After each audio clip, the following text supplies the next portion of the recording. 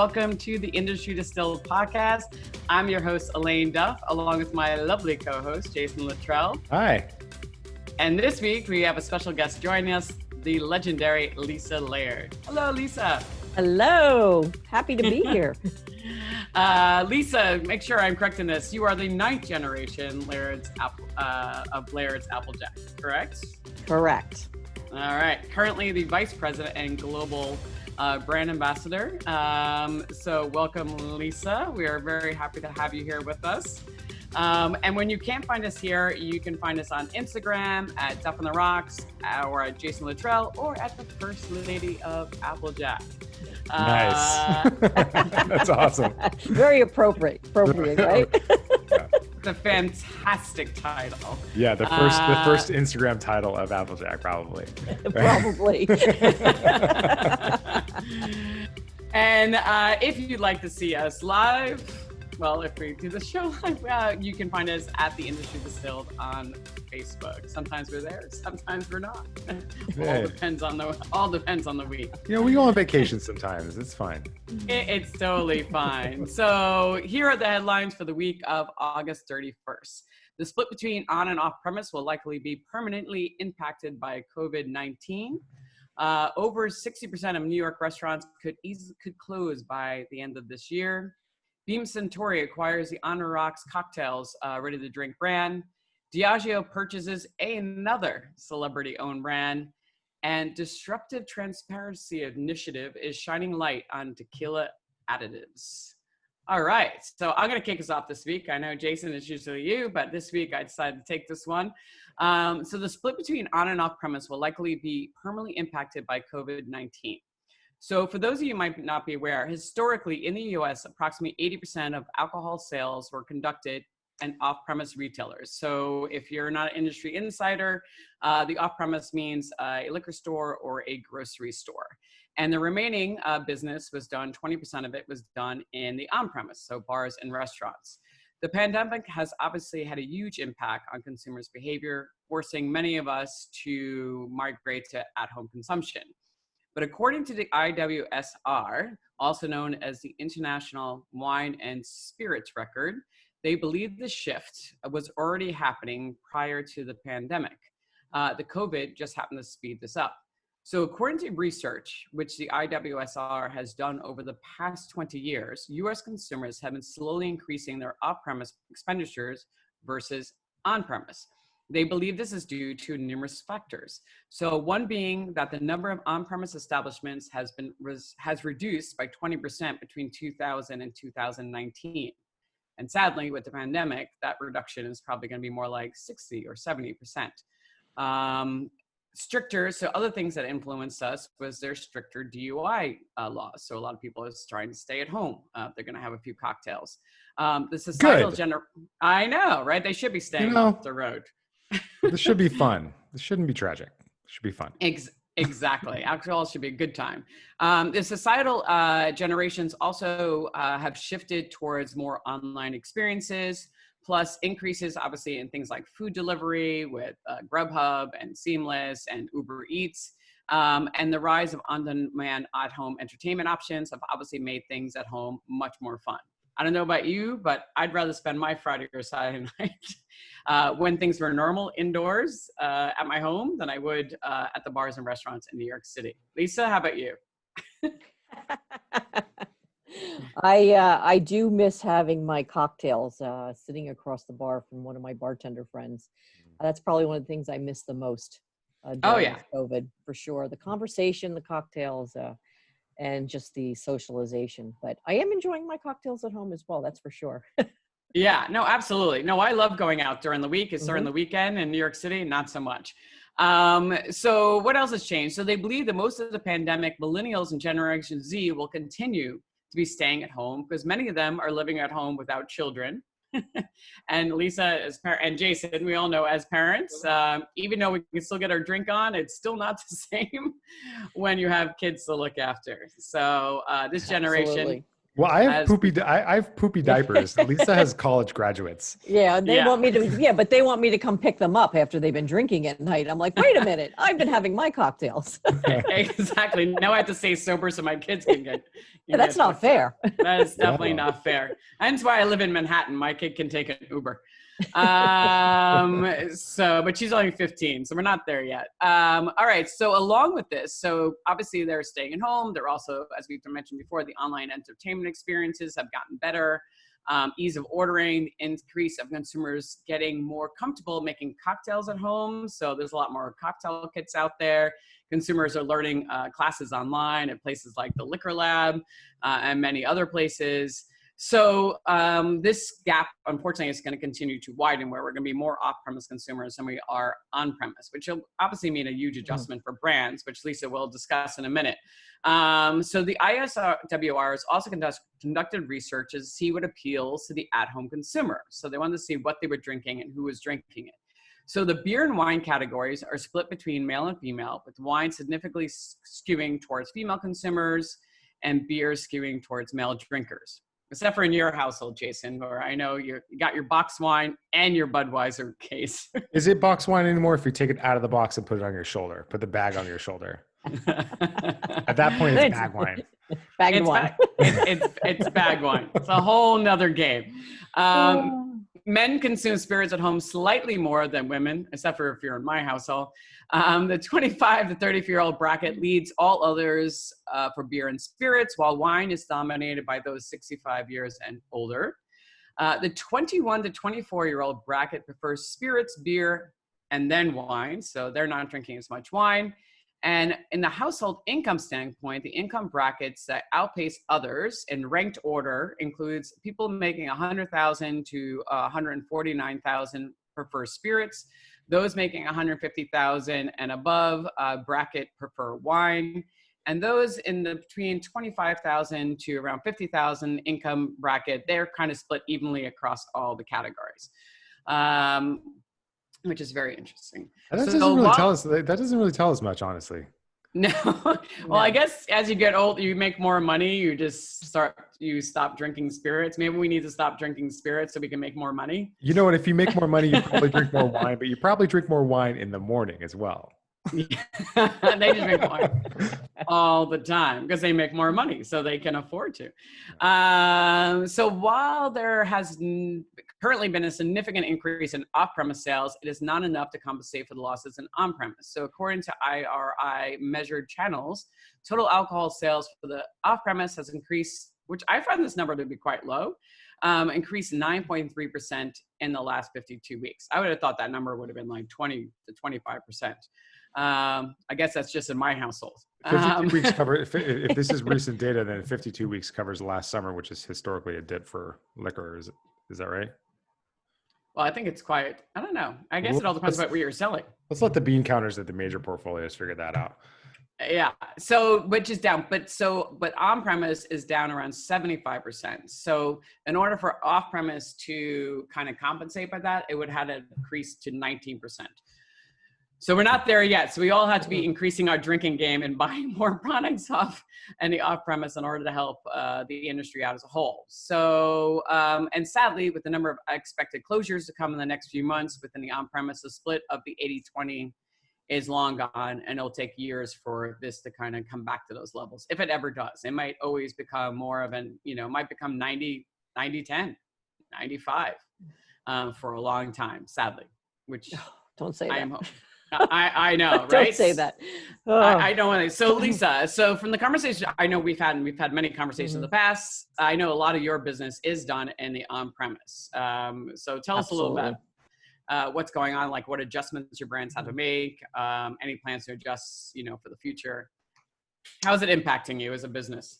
Well, we've obviously had quite a few different impacts between negative, the adjustments that we made, and also there's been a few positive impacts. Unfortunately, the positive really aren't bringing in the revenue at this point in time, but negative, I mean, as you said, on premise, about 45% of our Laird's apple brandy business is in the on premise. So obviously it's hurting us pretty dramatically. I can't talk here, but And obviously, even though off-premise sales are up in maybe a few markets, but it's definitely not offsetting at all. My team, unfortunately, the sales team can't really work on the road too much right now, but they've been becoming experts at Zoom and Microsoft Teams. We've actually taken this time to do a lot of reorganization and taking a look at our distribution networks, and we've made a lot of changes in some markets. And so we're hoping to see, I know the next few months, we're probably going to start seeing some positive because we're really concentrating on the retail and the off-premise. And that's what we have to do right now to build up sales. And we'll continue to do that, and looking a little bit more at the online commerce as well.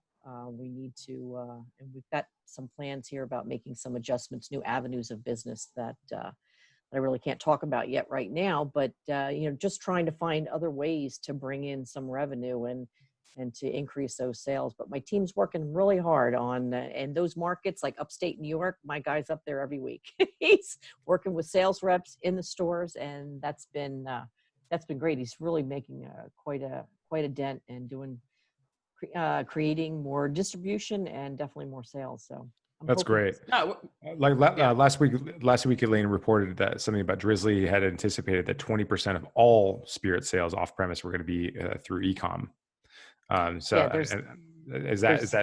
in the horizon for to pivot there? Absolutely. A lot of there's different avenues right now. I'm looking at different plans, but because of our distribution, we're not like a main brand that's got a lot of distribution in the retail. So it's difficult for the delivery in some of these platforms. So there are a few that are helping alleviate some of those delivery issues. So that's what I'm looking at right now. So some of like Drizly, it'll work great in some markets, but in others, it does not, if you don't have the distribution and the off premise, they're not really helpful to you at all. I have found that some brands have done really well on a platform called Reserve Bar. Yes, that's one of the platforms I'm looking at. Absolutely. Yeah, and then another. I was actually talking to Julie Rayner, and as you know, she launched her own canned cocktail, and she just set up a website through Thirsty, which does like a whole e-commerce platform for you, and they kind of set up delivery distributions. Just one to look into. Really, I did not know Thirsty was doing that. I'll have to look I don't know if they're the same company as Thirsty Online as the Thirsty that we know. Yeah, the Thirsty, but it's called Thirsty, and they actually set up your e-commerce platform for you. So they will you have your own shop, and then when you order from the line, they will find a retailer. So it's kind of like Drizly, but different because it looks like they're ordering directly from you. They never see that it goes to a retailer. But at the same time, as a brand, you'll be able to support any local retailer that you have in the marketplace. So you're able to control where they're getting it from. So there is a lot more options that are happening. I've actually worked with some brands. It's a company called Beehive, and said, they set up for the liquor stores themselves their e-commerce platform. So as a brand, you can find a way to offset their costs and be like, here, we'll help Beehive come in, set up your e-commerce platform, but just feature our brand. I don't know if that's legal. But probably not. Probably not. But it's like now's the time for fast and loose, though. I mean, exactly. I think the government's kind of doing a little of this in some ways. Let's hope. But there's a Speakeasy, there's an Oakencast, so there's like a few different platforms. So I've been looking into that to help offset as well. So yeah, I heard about Speakeasy. Philip was looking at Speakeasy as well. Basically, they will distribute you across the country. Bring your brand in. Yeah, they seem to be pretty good. What looks like would be the best, especially for Phil's brand, and for me too as well, because it's not as widely distributed. It's not as in many retail stores. Yeah, no, it is. I think it's a good plug. There's a question that's been in the back of my mind for a long time. Have you guys ever considered acquisition or being acquired? Us? Yeah. To acquire someone to acquire us? Yeah. No. Never. It would never happen. We have been approached many times. We actually sat down and had a conversation. My father and I gave my word that I did not want to sell. My son has now come in. He does not want to sell. It's very tempting at times. Because I have a little bit more money in my bank account than I do now, but it's just there's just too much pride with all the being ninth generation. And your son's 10th generation, and he's 10th, so it's kind of hard to make that sale and make that move. You have our full support. I mean, well, thank you. I'm going to need it the next few years for sure. Yeah. Absolutely, we're definitely all about it. So, Jason, you want to take us to the next? Yeah, I'm going to upgrade my my Zoom account because we're not going to make it. But all right, so I'll just go ahead and do my story real quick, and then while you're doing your story, then I'll edit this part out and then upgrade my account so we don't have to stop and Fair come enough. back. Okay, so over 60% of New York restaurants could close by next year. That is a very ominous headline. The New York Restaurant Association took a recent survey, and based on responses from 1,042 of states, more than 50,000 people eating establishments, they found that 63.6% of restaurateurs were quote unquote likely or quote somewhat likely to close in the next 4 months. Now, this is, pretty anecdotal, but it's I'd say that definitely is a good indication. Many restaurants received loans through the Paycheck Protection Program early in the year, but that money is now run out, and more than half of those respondents say that they would be forced to close their doors before November if they do not receive some sort of financial relief. And winter is coming, so no plan for indoor dining is this prediction could actually come true. Meanwhile, in China, where the pandemic began, where it is alleged that the pandemic began, only 10% of the hospitality industry was permanently closed, and the rest are up and running.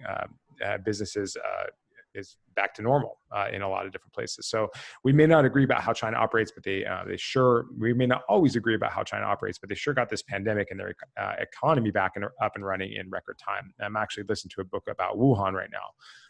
And it's very, very interesting how they were able to just immediately, really lock down the people, tens of millions of people at a time, and say, we are stopping everything. There's no transportation. We're stopping the spread.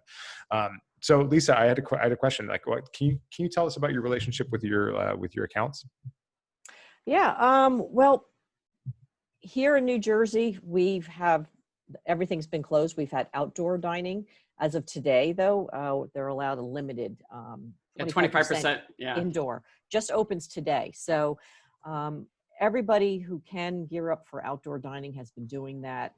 A lot of towns, which is great, have been closing streets. So they've been able to increase their space and be able to put more tables out in the street. I actually ate outside in Asbury Park last night. So that's really great what the local towns are doing. A lot of people are doing takeout. They're doing cocktail deliveries, cocktail kits, as well as with the meals. Some of them are doing cocktail demonstrations. I've been working with some accounts working with cocktails to go that are Applejack cocktails. But yeah, they're doing the best they can. It's obviously been a little difficult for them, but as we open up 25%, hopefully that goes very smoothly and we can continue the percentage of indoor dining that these accounts can manage. And out in New Jersey, because the same thing happened here in the city. I mean, like, it's actually, it looks like Europe here in the city. I mean, it's really nice. There's all these beautiful outdoor cafes, and people have really done a good job.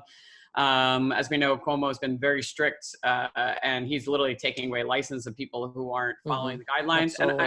And I'm not angry about that. I know it must be hard as an on-premise account, but then again, we're 1%. Our rise in COVID cases is only 1%. So, but I definitely know without a plan, I mean, there's no plan right now in place. I mean, with winter coming, I mean, those businesses are not going to make it at all. They need the on-premise. I mean, granted, I don't know how comfortable people are going to feel about eating on-premise. I have a feeling we'll be eating outdoors as long as we physically possibly can. Absolutely. You're going to see a lot of heaters. There aren't going to be any heaters left. Yeah, there'll be no heaters, and a lot of outdoor heaters will be gone. Yeah, and a lot of brand blankets. I'm going to tell everybody, it's a POS item. Get your furry blankets out right now. All right, thank you for the idea. There's like before there was a mad dash for slushy machines. Now that's like space heaters. Space heaters. I would get your nice pashmina shawls, some fleeces. These are going to be the must-have items. It was umbrellas during the summer. Now it's going to be like the blankets. Maybe it's going to wait. What if there's going to be like ice bars like you see in Vegas? Like where there's like they give you a parka. They're just like there's no ice anywhere. It's just cold outside. But here's your parka. Yeah, exactly. Yeah, I think that might be actually, Jason. That's a good idea. That's a good idea. You're welcome. To both I've of our heard listeners, people talking about. You're welcome. I've had people talk about doing like igloos, like little pop-up igloos, and like, you know, little like tents, like, you know, so they can provide, so you'll have like individual spaces. So I think we're going to see a lot of creativity happen, which would be cool. But I also, sadly, I think a lot of people are going to be, who've been holding on, just making what they can, are sadly going to close. I'm a little nervous about living in Manhattan, to be honest with you. The igloos are fun. Last winter I was in one up in Lake George. It's like a great, you know, have a group of friends, you're inside your little area and it stays nice and warm, and having your cocktails. They're a lot of fun. I guarantee you'll see quite a few of them pop up around. Yeah, I think it's possible. And why can't we have indoor dining? Because I went to the, you know, I was in the Hamptons, you know, and they have indoor dining. Like, and basically people are getting really creative. Like my ex-husband owns a place called Southampton Social, and they actually created a new sushi place, and they put so on the ceiling, they have like white curtains, but they're waterproof curtains. So they have them on tracks, so they wrap them around a table. So everybody's in there, and it looks like very beautiful. It's all like white and elegant, and they're in a little elegant little indoor like curtain, but it's waterproof. So you feel kind of safe and isolated. So I don't know. I think but I know it's not going to be easy. And obviously some people don't have the money to invest in all these improvements, and that's a big deal. So hopefully some financial aid will come through. And yeah, that's all I can say about that, because or else it's going to be a very cold and dark place here in New York City. Fun. Yeah, that's good. Good times. Darkness. All right. Darkness everywhere. All right. So on a more pleasant note, let's talk about the American dream coming true for the people at the On the Rocks brand, which is funny because my website's called Duff on the Rocks. Beam Suntory acquires the On the Rocks Cocktails RTD brand. So today, so basically this week, they announced the acquisition of Dallas-based On the Rocks Cocktails. Terms of the transaction was not disclosed, which is probably a huge disappointment for a lot of canned cocktail people out there right now, because they're probably like, "Oh, come on! I want to know how much I could get." Well, I remember when Beam and Suntory merged, or I think it was Suntory bought Beam, which is sounds crazy to me. Like all of us, like they wouldn't tell us how much it was for, but we all knew it was a quote unquote metric fuck ton. I mean, absolutely, like a staggering amount of money, like more money than I can even imagine right now.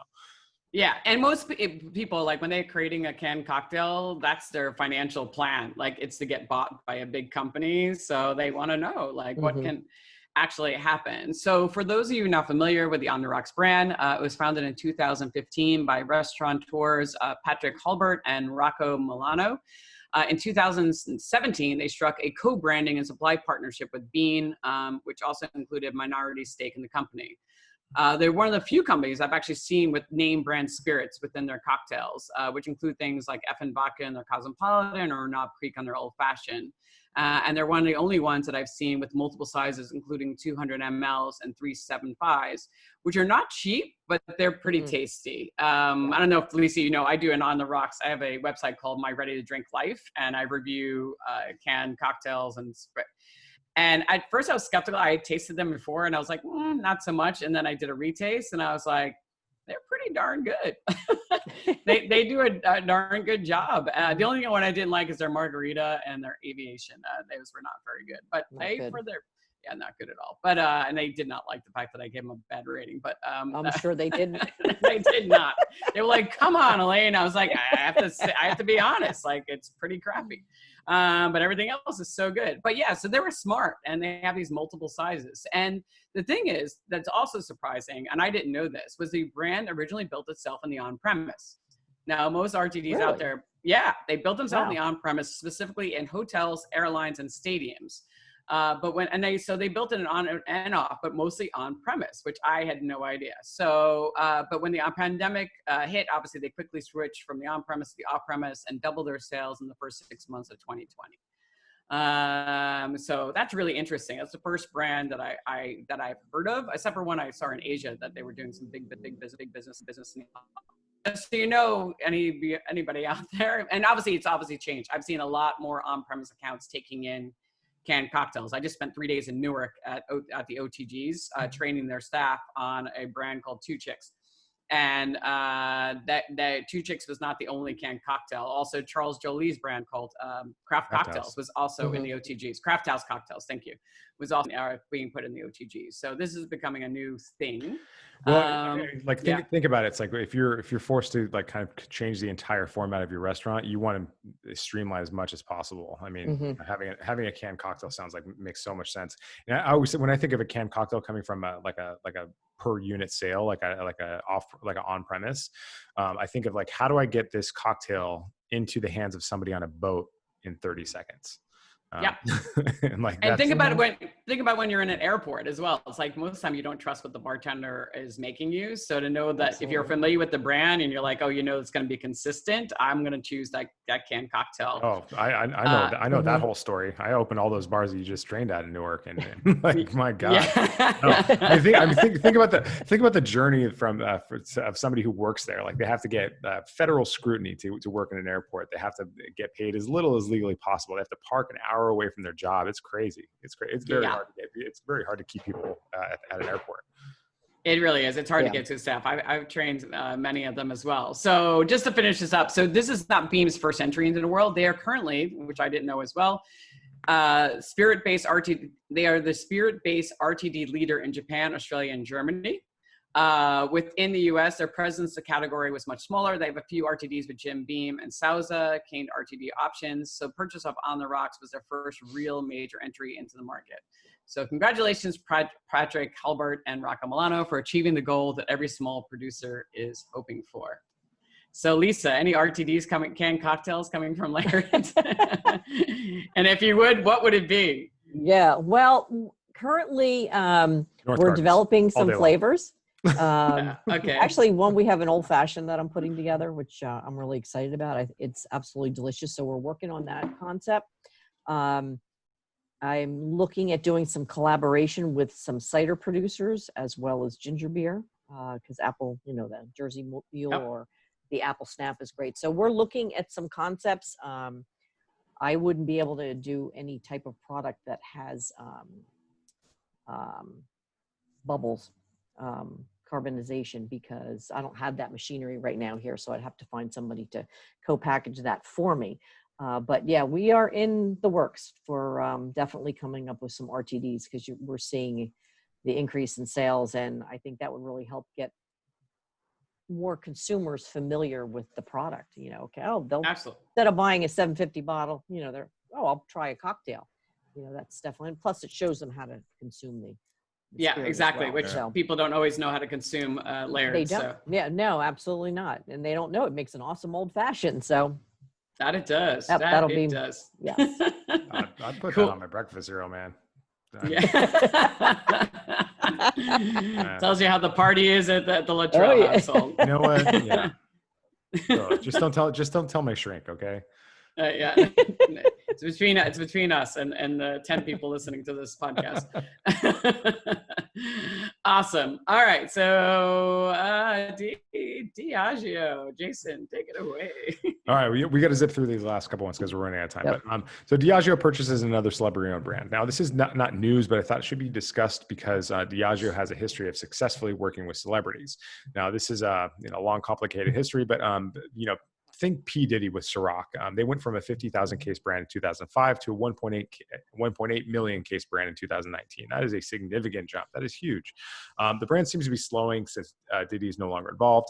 But then the Casamigos story started with George Clooney in 2017, and that was a $700 million transaction, and they got George Clooney to rep the brand for 10 years. Now, Aviation Gin with actor Ryan Reynolds for $610 million. So we're talking about it's like you talk about baseball players with their salaries. This is getting outrageous. Plus a few other Davos brands like Sombra and Mezcal thrown in there. Aviation has been. But I was gonna say they do get the actors for free. Like it's included in the deal. So imagine what you would have to pay George Clooney to do your ads for the next 10 years. You would be paying him $10 million a year. So you're actually getting the free average. It's included in the deal. So it's right. Kind of, well, think about it. Think about where these actors' agents are coming from. They're like, hey, listen, you're going to bring your star power to this brand that is delicious, well made, and unknown, and you're going to give them nothing. except for you're going to say, I dig this brand, and you're going to get points on the brand. And then that's going to make you more valuable to get much more value, to add so much more value to the brand that is good, that when you're acquired, that you become very wealthy just on that recognition alone. Oh yeah. Mm-hmm. So it's a proven model. In 2018, Ryan Reynolds invested in the brand. So we don't know what the invested means. Probably he just put his name to the masthead. And then within that same year, partnered with with Sir Branson to have it served on Virgin Atlantic Airlines. So since this involvement in the brand has become the second largest one and one of the fastest growing brands in the super premium gin category in the United States, as if gin wasn't growing rapidly already. So Diageo's deal with Ryan Reynolds will be similar to what they made with George Clooney, which is that the actor will remain part of the brand's DNA and advertising campaign for the next year. So, we've already seen it. He's actually involved in Mint.com as well, which I thought was an Intuit product. So this guy particularly is very, very savvy, or he has this weird, undeniable appeal that I completely underestimated just by seeing in his movies. But he's applying that to the social consumer products, consumer packaged goods in a way that is making him hundreds of millions of dollars. So how do we get involved in that? Yeah, we have to become celebrities. Like what celebrity would represent? What celebrity would represent Laird's Applejack? Well, first of all, I don't have 610 million in my bank account to pay for it, but it's obviously has to be all American, has to be somebody from Jersey, and I think we have a local star right here in Bruce Springsteen. He obviously would be a pretty good choice, with his Born in the USA, and obviously Applejack's been born in the USA. It's perfect theme song for the product. Mm-hmm. But if you look at actors, we're talking a little bit about this before, but Bruce Willis, he's an all-American guy from Jersey, and he was a bartender. He started out as a bartender, so he probably has poured some Applejack cocktails in his day when he was bartending. No doubt. He probably has. Lisa, I think you could charm him into doing it for a very small, just call him up hey, we're local New Jersey people. I'm a big fan. I'll give you a lifetime supply. You want to get on board? Well, just so Bruce Springsteen lives on Laird Road. So there you go. Just drop something right down the road from me. Just drop something off at a note and say, hey, do you want to get on board? He might just say yes. I have nothing else going on. I know, really. Can't hurt to ask, right? They can only tell you no. As I tell my daughter all the time. All right. So next and the last but not least, so Disruptive Transparency Initiative is shining light on tequila additives. I just found this story because transparency is becoming a big thing within our industry.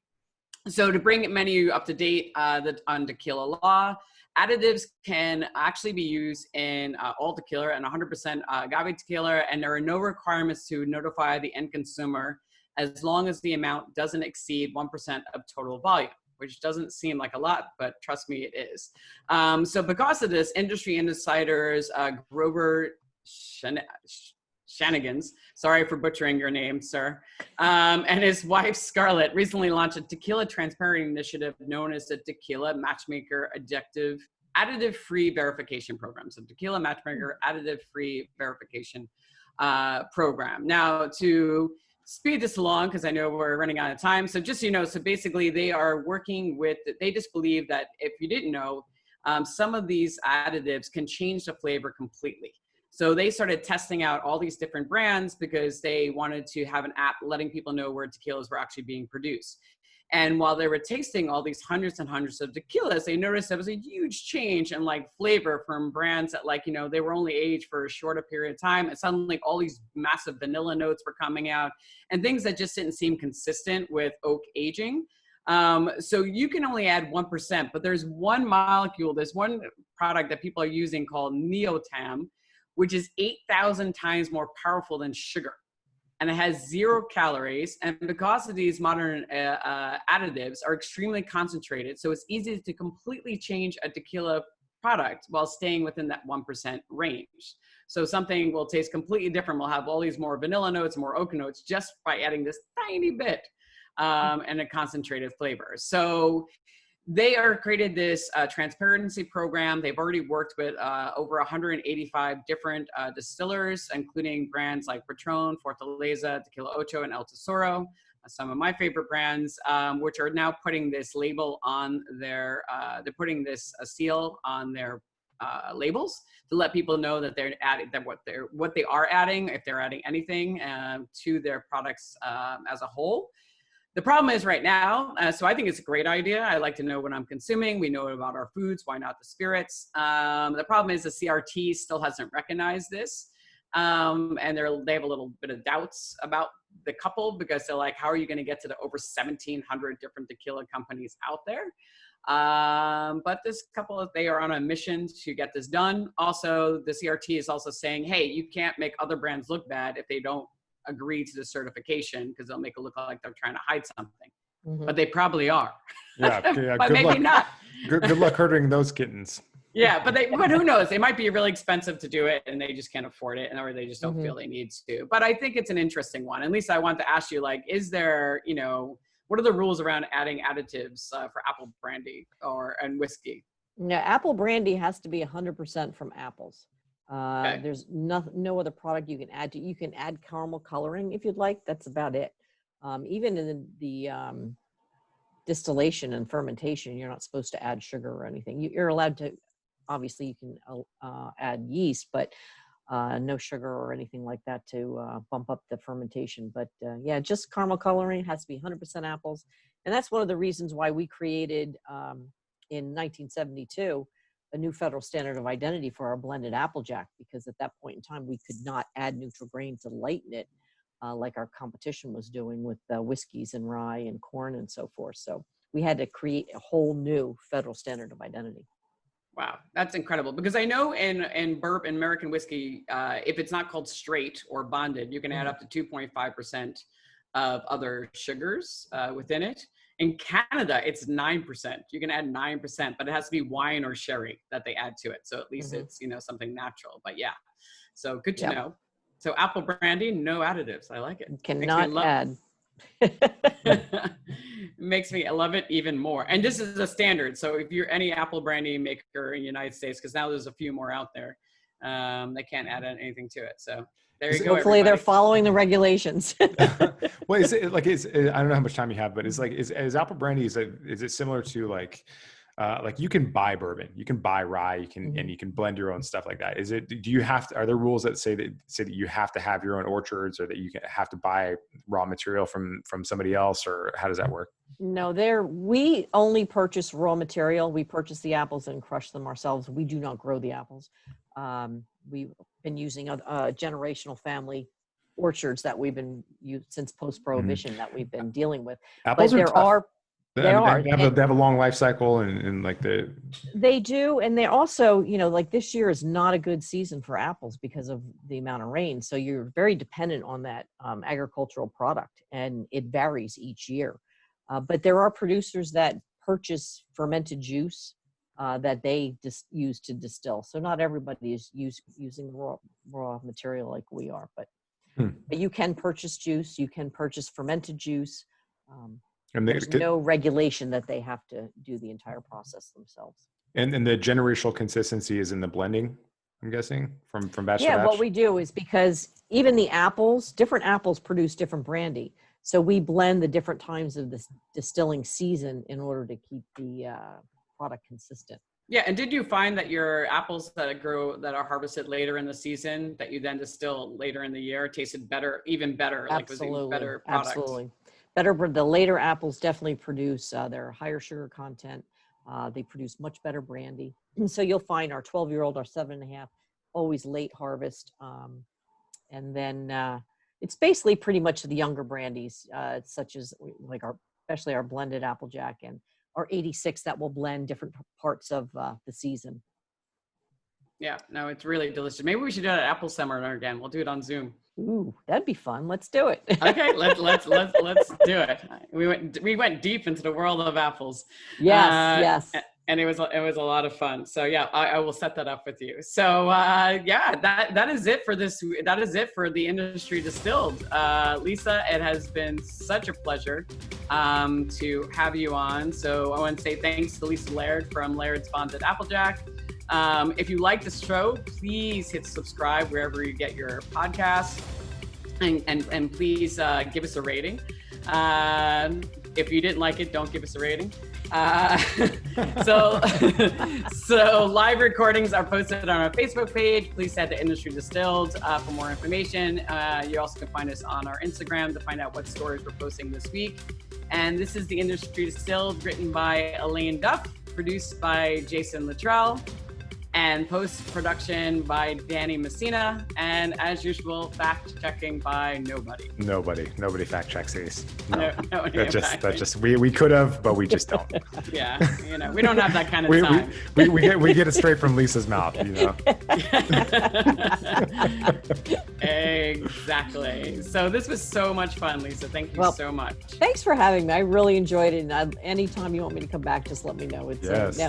I'm finally getting this down, the Zoom, and I've got my little halo light in front of me. Like I'm figuring it all out. Yeah, you nailed it. It's taken me some time, but nice.